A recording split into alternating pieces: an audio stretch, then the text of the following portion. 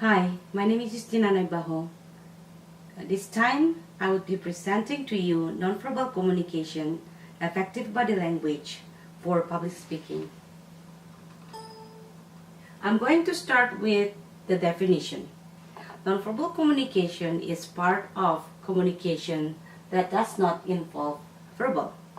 Verbal communication refers to words that come out of our mouth, whereas the nonverbal communication includes our body language like hand gestures, posture, eye contact, and also facial expression.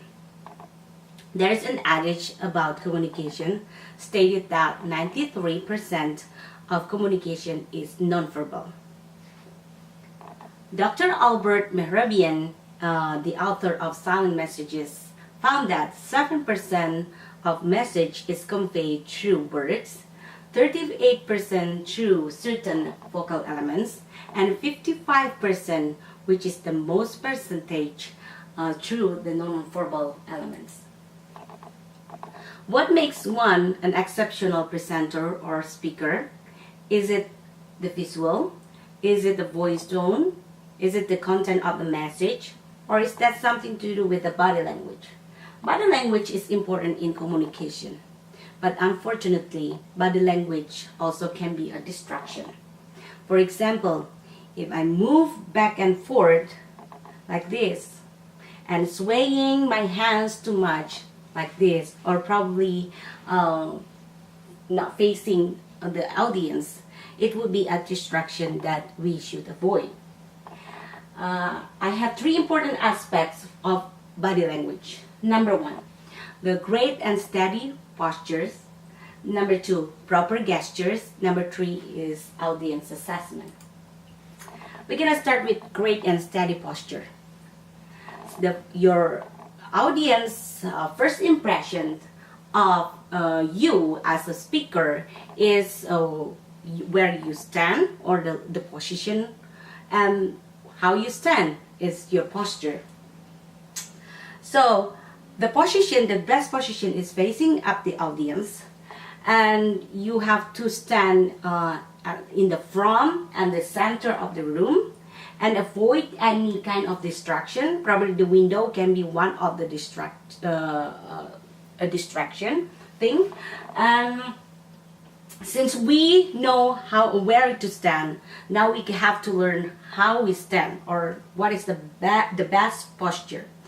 So the best posture is when you lean your weight on both of your legs and open your feet shoulder width apart, and shoulder up, back straight, chin up, and then the eye level. That is the best posture for you to begin. Next, the proper gestures. Vanessa Van Edwards, the author of Human Lie Detection and Body Language 101, in her review in the AM Northwest, shared 7 hand gestures you should be using in communication. Number one, when mention a number, you should show it with your fingers, like I just did. 7 hand gestures you should be using. Number two, use your hand to underline or underscore the importance of an issue. So, for example, if you want to say, I have a big problem, you should open wide your hands like this to show how big is your problem. And vice versa, if you want to show how small is that, you can just use a tiny bit of your finger like this, the tiny problem, a small problem. Number three,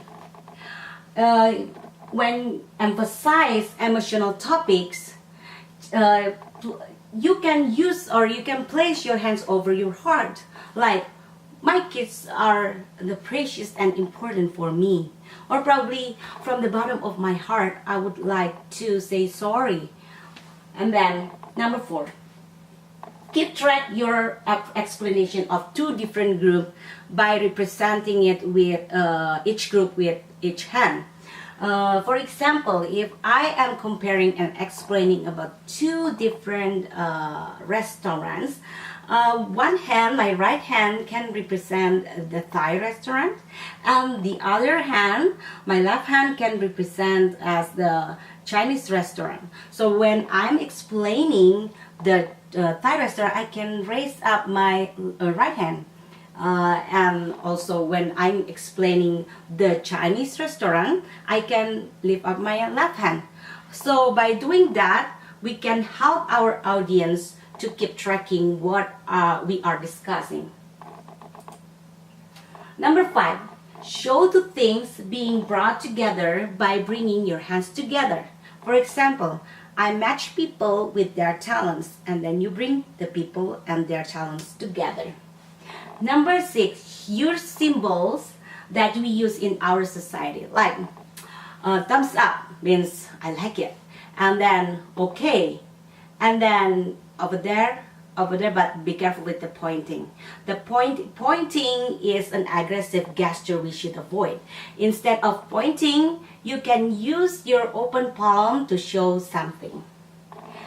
So the best speaker use hand gestures that match with their words in order to add the depth for what they are saying. So gestures are there for you and me as a speaker to make a deeper connection to the audience. The last one is the audience assessment. We often forget that we should be able to assess the audience's body language in response to our speech. We also have to make a good connection and engagement to our audience.